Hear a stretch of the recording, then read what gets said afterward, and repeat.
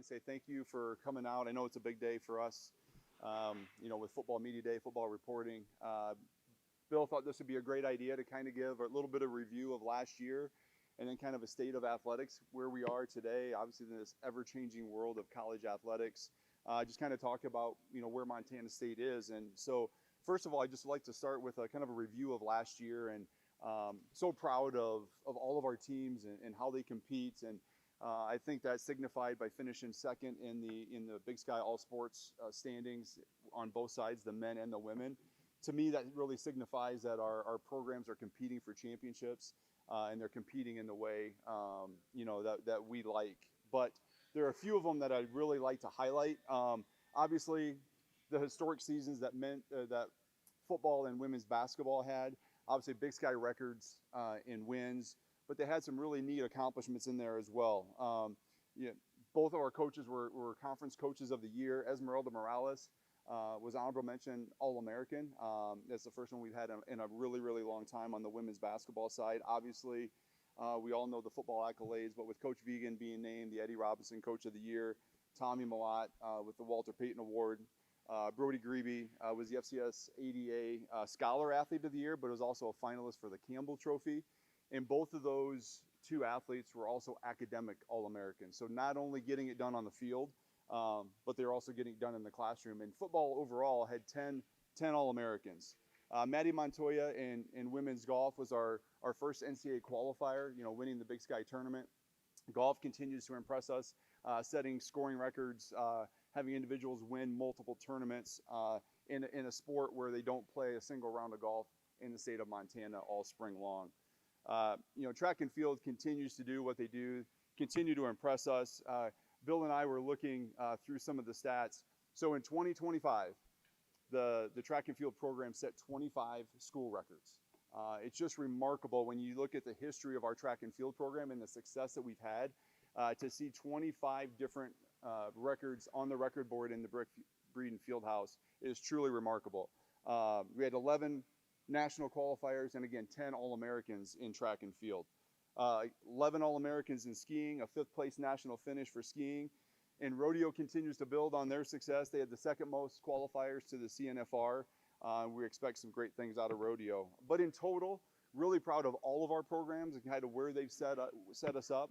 One of my goals, when I got here, and one of the goals that we talk about with all of our coaches is we want people that when they see Montana State on the schedule, that they know that they're in for a dogfight, that they're in for a battle. And I think every one of our programs has responded to that, and they're all competing at a high level for championships. But in total, 32 MSU student athletes were named All-American. They earned a 3.42 GPA in both semesters, and 3 of those were named academic All-American. So a truly remarkable year again for the Bobcats. This year we're entering a new era, and we welcome President Tessman here during the month of July, and he's already hit the ground running. He's taken the proverbial baton and he just started running with it. We held our MSU night up at Big Sky for PBR. He was there with us, and I tell you, the way he interacted with the fans and our donors, it's going to be fun to work with President Tessman. Obviously, his love for athletics, he was a collegiate runner. He wants nothing but the best for this institution, but also very supportive of athletics, and we're looking forward to working with President Tessman as we move forward. We have one new coach that I'd like to highlight. Luckily, we only had to hire one new coach here this year, but welcome Haley Barrett on the women's tennis side. She is here, she is recruiting, and we're looking forward to supporting Haley this year as well. So I want to talk about this building. We're looking at, don't quote me on this, but we're looking at the 3rd week of August to host our grand opening. We would love to be able to get this open before all of our student athletes start classes, so that way when they're here on campus for class, the building is open and being used. There are a few small details that we have left to finish, but that is our hope. So look at the week of August 18th or so that we would have our grand opening. But as you know, this is all part of a plan that we put into place in 2017. So we did our strategic plan. Part of that strategic plan was a facility master plan. We had a lot of different things that were part of it, starting with the Bobcat Athletic Complex that we opened in 2021. Then there were a variety of different things that allowed us to do in the field house, from locker rooms and the academic center renovations to the weight room and the training room there. We opened up a wellness center for our dietitian and for our certified sports psychologist. That really opened the door then to really focus on this. This was a need that we've had for a long time, with our expectations to have a quality indoor track experience, but also to compete in the FCS playoffs and win a national championship in football. We needed the space to be able to get good quality work done in a safe, climate-controlled area. This space really allows us to do that. And for all of those projects that we've had, I got to thank our donors for allowing us, one, to think big, but also supporting us to follow through with all of these projects. A couple other things, obviously the new video board in the stadium that we all got to witness last year.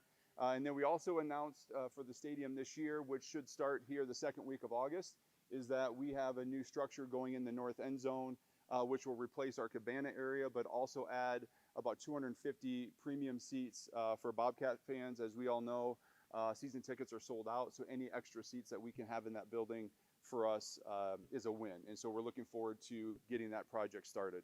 But with all of that, and with all these projects that we've completed, we are in the process of updating our facility master plan. And so late this summer, early part of fall, we will be releasing an update to our facility master plan with probably some projects on there that you expect, but also with some new projects of how we'd like to grow and expand what we're doing in athletics. And I'd like to thank 45 Architecture here in Bozeman and Nations Group out of Scottsdale, Arizona for helping us with that. And finally, on the financial side, you know, with all the challenges that we have faced in college athletics and the changing landscape, you know, we continue to raise the bar.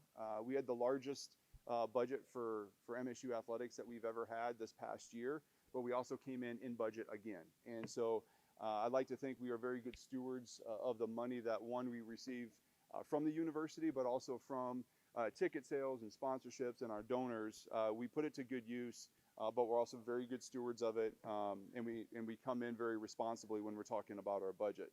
But we also, part of that is we raise more than 60% and generate more than 60% of our annual operating budget every year. In a large part, that's due to hitting record numbers in sponsorships, in ticket sales, in donations, and capital projects such as this. So a huge shout out to one, our supporters, the university, for supporting athletics in a way to think and operate in a championship level. And so with that, that's kind of where we are in MSU athletics. I would open up for any questions that anybody has. You mentioned kind of breaking in a new president. Given that he is a former athlete himself, I'm curious from your communications with him so far, have you seen how, or if at all, his own athletic background kind of influences how he approaches athletics from his position? For sure. I mean, we've had multiple meetings, you know, on campus already, primarily focused on opting into the House settlement, getting our ducks in a row, if you will, with our agreements with student athletes, with how we're going to logistically pay these student athletes, you know, from a campus perspective. The one thing I can tell you about him is that I can think he pulled from being a college athlete is communication. He loves teamwork. He brings people in, the right people around the table to have these conversations and to talk through situations and scenarios and how it's going to affect us. And from day one, he's been that. He's been a collaborator and very inclusive leader, involving everybody that needs to be at the table to make decisions. And I can only see that getting better moving forward.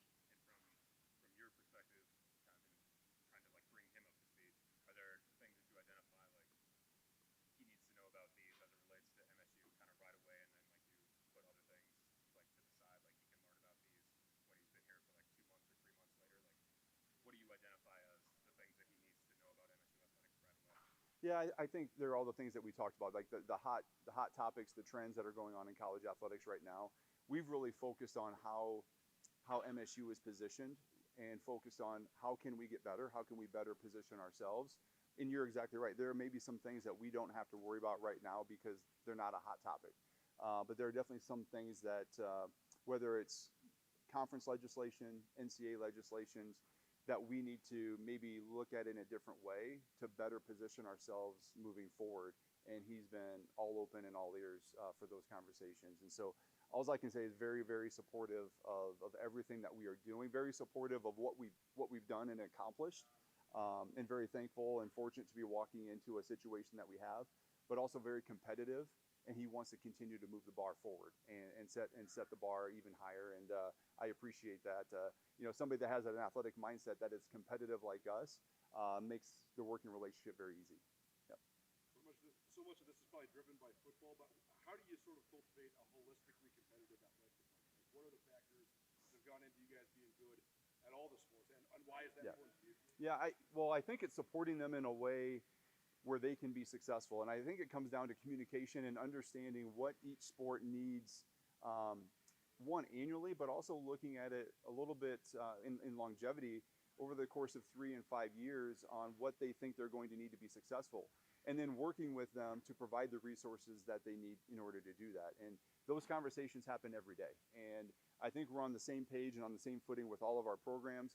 I think when we do facility projects such as this, they see the byproduct of it. So take the BAC, for example. Yes, it looks like a football facility because of its location and because of the things that are the amenities that are in there.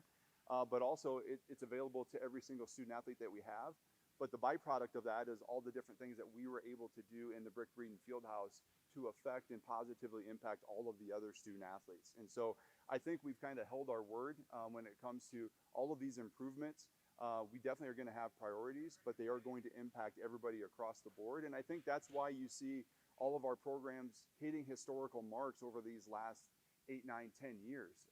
It's because I think that they would tell you the same thing, is that they've been supported in a way that they feel they need in order to win and compete for championships.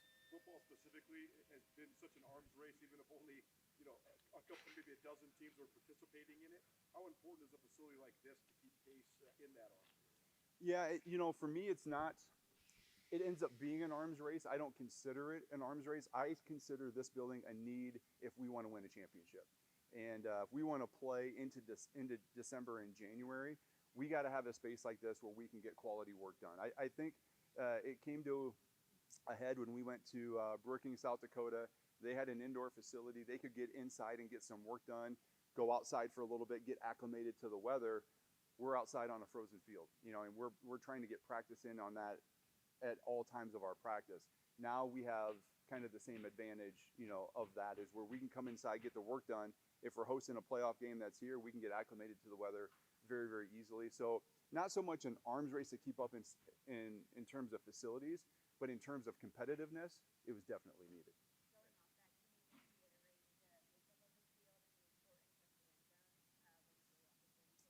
Yeah, so the building, at its core is a 6-lane, 300-meter track, has all the amenities for track and field to be able to practice and host events in here.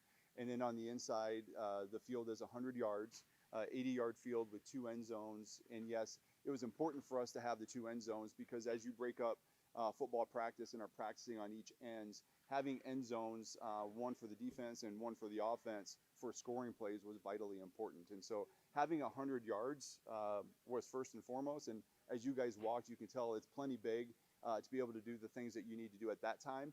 And especially the time that our teams are going to be in here are going to be later in the season where they've gotten all of their conditioning and things done. They're really trying to fine tune their game plan, and this facility sets up perfectly for them. You spoke about this already, but you get to expand on what this brings as far as opportunities for the community. Yeah, so one of the best things about this is we were talking to some of our donors.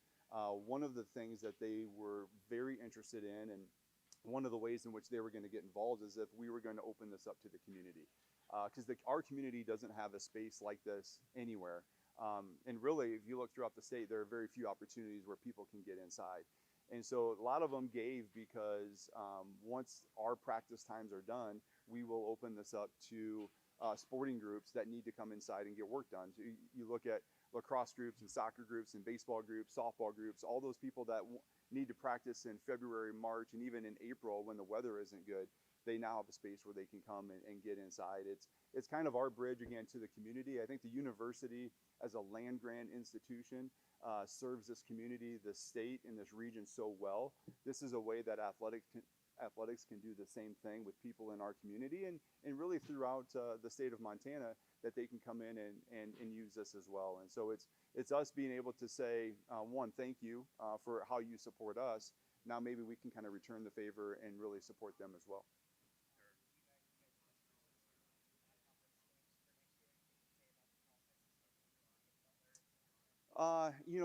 Maybe not so much about those two. It's you got to try and make it fit. It's got to work with them. I can just tell you, right now conference scheduling or just scheduling in general is hard. Trying to get people to come to Bozeman, Montana, or really come to any Big Sky institution is hard because we are, the furthest Western playing football conference in the FCS. But again, going back to what Tom Wistersill said at Big Sky football kickoff, that's one of the reasons we looked at going to 9 conference games. With the advent of 12 regular season games, adding another conference games minimizes our efforts in trying to go out and schedule non-conference games. And so I was a big proponent of that because they're teams that are in our region. They will help us when it comes to football playoffs, to the FCS playoffs. And it limits us to how many non-conference games that we need to get. And so we'll schedule anybody. We love scheduling competitive teams that want to come in and play. We love scheduling teams that just want to come in and experience this environment. And we hear that a lot when we're on the phone with them. Is we sell our environments every time that we're on the phone, and it's not one that everybody gets to experience at this level. And so for us, it's very advantageous to kind of to play off of that and show it off a little bit.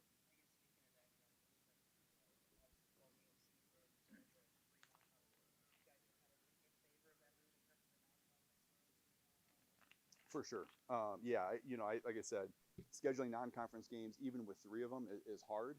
I think when you have 12 games, 9 conference games, so you have 9 set FCS games, it opens the door to try and go out and play more FBS teams. We had to be very cautious of where we slotted our FBS teams. Home and homes became very, very hard because, playing at home is one thing, but then if you go on the road for an FCS team, we can't have an FBS game in there because we had to have 6 home games, one to maximize our budget. This year we have 7, and if we can do 7 games more often, we'll certainly look at that. But I think the makeup of it now, there's a lot of flexibility that it provides us in order to get a schedule done year in and year out. Yeah. Let's do one more for this one. How pressing is getting more seats and adding more capacity? And what's kind of the status of the East Side grandstand? Yeah, so great question, and it plays into kind of what I was talking about here. Obviously, the stadium will be a heavy component of our new facility master plan that we'll release here shortly. With the demand that we have on tickets, we know that we have people that are trying to come in and buy single game tickets. We hear it all the time. But when you sell out your season tickets, there's a very limited number of season or single game tickets that are available. So adding to the stadium is probably priority number 1. And we are going to work hard on that. As soon as we get more of the details, that'll be probably priority number 1, and we're gonna push the envelope to try and get something done. And it's also providing a better experience too, right? Providing more amenities like restrooms and concession stands and gathering areas where you can do all that stuff inside the stadium. So we're taking a look at how do we maximize more seats? How do we maximize premium areas? How do we maximize gathering areas to really appeal to the entire fan? And I think football here has become an event. And we have a lot of people that are diehard football fans and they don't miss a game, but we have a lot of people that love being a part of this event. And so we have to be able to create spaces so they can enjoy the game in the way that they want to view it as well. And so all of that will be part of that plan. Parker Leslie. Leon, there are 4 athletes with MSU ties at U.S. Outdoor Track and Field National Yes. start this week. Yeah. So in as much as this is an investment in football, of course, it is also in track. I'm curious how much the department sees like the importance of supporting that program in this way also, maybe in hopes of providing more athletes with the opportunity to get to where these athletes are. Yeah. Well, I think when you hear the kind of the stats of what track has accomplished over the course of, the last 5, 6, 7 years, but really in their history, but this year alone, 25 school records and 11 qualifiers, 10 All-Americans, it's remarkable what they're doing. But those athletes now have an opportunity to compete against the world, right? And I can envision this place becoming a training ground for track athletes that want to come. They want to train at elevation, and they want to get that experience in, and then they go down at sea level and they compete. So I can see this becoming a really cool kind of track and field hub for those that are competing at that level. But it also will allow our student athletes then to practice with them, to compete against them when they're here as well. We're producing, those athletes. We have track athletes going to the Olympic trials all the time. We have track athletes competing for national championships. I only expect that to grow with a facility like this.